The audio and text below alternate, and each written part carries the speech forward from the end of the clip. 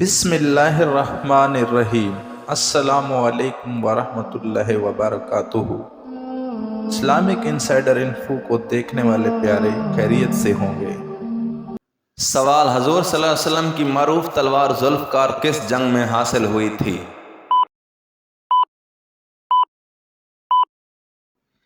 جواب: حضور صلی اللہ علیہ وسلم کی معروف تلوار ذوالفقار جنگ بدر میں حاصل ہوئی تھی۔ سوال: کس عظیم خاتون کے گھر خادم فرشتے ہوا کرتے تھے؟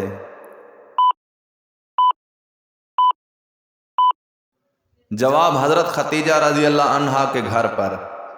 سوال: قرآن پاک میں کن لوگوں کو شیطان کا بھائی کہا گیا ہے؟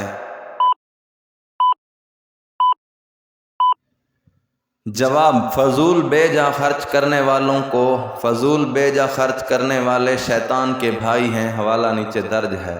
سوال: کس نبی نے سب سے پہلے کافروں میں شادی کرنے سے منع فرمایا؟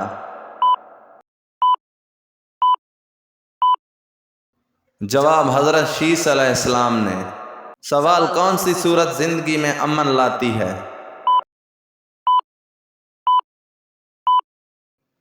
جواب: سورۃ الجاشیہ زندگی میں امن لاتی ہے۔ سوال: یوں تو اللہ کے بے شمار احکامات ہیں، لیکن بتائیں کہ کلمہ پڑھنے کے بعد اللہ کا سب سے پہلا حکم کیا ہے؟ جواب: جو انسان کلمہ پڑھ لیتا ہے اس پر سارے احکامات فرض ہو جاتے ہیں۔ اللہ پاک کے تمام احکامات میں سب سے پہلا حکم جس کے بارے میں قیامت کے دن سب سے پہلے پوچھ گچھ ہوگی وہ نماز ہے۔ سوال: اسلام کا 5واں رکن حج کس سن ہجری میں فرض ہوا؟ جواب: 9 سن ہجری میں۔ سوال: قرآن پاک میں آن حضرت صلی اللہ علیہ وسلم کے کتنے ناموں کا تذکرہ آیا ہے؟ جواب: اللہ تعالیٰ نے قرآن میں آن حضرت صلی اللہ علیہ وآلہ وسلم کے 7 ناموں کا ذکر فرمایا ہے: محمد، طلحہ، یاسین، المزمل، المدثر، احمد، عبداللہ۔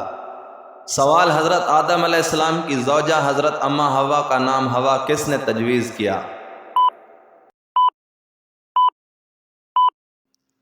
جواب: خود حضرت آدم علیہ السلام نے تجویز کیا تھا۔ سوال: آج کل جو سالگرہ کی جاتی ہے وہ کس کی ایجاد ہے؟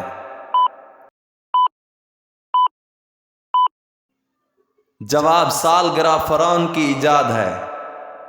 سوال: اللہ پاک دنیا کے نظام کو کب تک جاری و ساری رکھے گا؟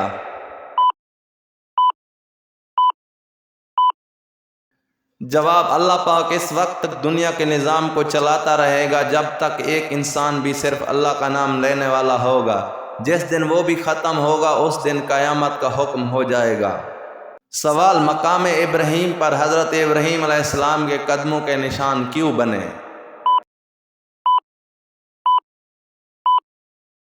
جواب: حضرت ابراہیم علیہ السلام نے اللہ رب العزت کے حکم سے خانہ کعبہ کی تعمیر کی تھی۔ تعمیر کے وقت جب خانہ کعبہ کی دیواریں ہاتھ کی اونچائی سے اوپر ہو گئیں تو حضرت ابراہیم علیہ السلام ایک پتھر پر کھڑے ہو کر چنائی کا کام کرنے لگے۔ یہ پتھر لفٹ کا کام کرنے لگا، یعنی کہ حضرت ابراہیم علیہ السلام کو اوپر لے کر جاتا اور پھر پتھر اٹھانے کے لیے نیچے لے کر آتا۔ حضرت ابراہیم علیہ السلام کے قدم مبارک کی برکت اور تعظیم کے طور پر یہ پتھر موم کی طرح نرم ہو گیا اور اس پتھر میں حضرت ابراہیم علیہ السلام کے پاؤں مبارک کے نشان نقش ہو گئے۔ اس مقام ابراہیم اور حجر اسماعیل بھی کہا جاتا ہے جو مسجد حرام کے صحن میں خانہ کعبہ کے قریب موجود ہے۔ سوال: حضرت آدم علیہ السلام کا یوم پیدائش کیا ہے؟ جواب: مسلم صحیح شریف کی روایت میں ہے کہ سورج طلوع ہونے والے دنوں میں سب سے بہتر دن جمعے کا ہے۔ اس دن حضرت آدم علیہ السلام پیدا ہوئے اور اسی دن جنت میں داخل کیے گئے اور اسی دن جنت سے نکالے گئے اور اسی دن قیامت آئے گی۔ اور ایک اور قول یہ بھی ہے کہ اسی دن حضرت آدم علیہ السلام کی وفات ہوئی، حوالہ نیچے درج ہے۔ سوال: آپ صلی اللہ علیہ وسلم کے کھانے کے کتنے طریقے تھے اور آپ صلی اللہ علیہ وسلم کس طرح بیٹھ کر کھاتے تھے؟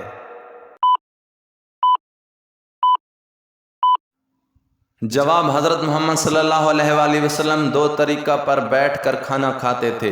نمبر 1 اکڑو بیٹھ کر، نمبر 2 دو زانوں بیٹھ کر۔ اور طریقہ یہ تھا کہ بائیں قدم کا تلوا داہنے قدم کی پشت سے لگا ہوتا تھا اور حضور صلی اللہ علیہ وسلم 3 انگلیوں سے کھانا تناول فرماتے تھے۔ نوٹ یہ دونوں طریقے جو اوپر بیان کیے گئے ہیں اکثر اوقات پر معمول ہیں، ورنہ بعض روایت سے 4 زانوں بیٹھ کر کھانے کا بھی ثبوت ملتا ہے، حوالہ نیچے درج ہے۔ سوال: نماز کی ہر رکعت میں 2 سجدے اور 1 رکوع ہی کیوں ہوتا ہے؟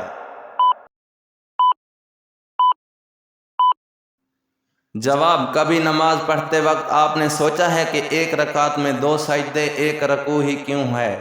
اللہ کا کوئی بھی کام حکمت سے خالی نہیں ہوتا۔ نماز کی ہر رکعت میں 2 سجدے ہوتے ہیں، اور ان 2 سجدوں کی حکمت کے بارے میں علماء یہ کہتے ہیں کہ 1 سجدہ اس لیے کہ جب اللہ تعالیٰ نے تمام فرشتوں کو حکم دیا کہ حضرت آدم علیہ السلام کو سجدہ کریں تو تمام فرشتے سجدے میں چلے گئے۔ جب تمام فرشتے سجدے سے اٹھے تو دیکھا کہ سجدہ نہ کرنے پر شیطان کو تا قیامت سزا ہوئی، تو انہوں نے ایک اور سجدہ شکرانہ ادا کیا کہ ہم اللہ کے حکم کی خلاف ورزی کرنے والوں میں سے نہ تھے۔ کئی علماء کا یہ بھی ماننا ہے کہ اللہ تعالیٰ نے جب اولاد آدم سے عہد لیا، جس کا ذکر اللہ نے اس آیات میں کیا ہے، یاد کرو اس وقت کو جب اسے حبیب آپ صلی اللہ علیہ وسلم کے رب نے بنی آدم سے، ان کی پشتوں میں ان کی اولاد سے عہد لیا۔ اس وقت اللہ نے انہیں بطور تصدیق سجدے کا حکم دیا، تو اللہ کے حکم پر تمام مسلمان سجدہ ریز ہو گئے، لیکن کافر محروم رہ گئے۔ جب مسلمانوں نے سجدے سے سر اٹھایا اور دیکھا کہ کفار نے سجدہ نہیں کیا، تو وہ دوبارہ اللہ تعالیٰ کو شکر ادا کرتے ہوئے سجدہ ریز ہو گئے کہ اللہ تعالیٰ نے انہیں سجدہ اول کی توفیق دی، لہذا نماز میں 2 سجدے فرض و لازم ہو گئے اور رکوع ایک ہی ہے۔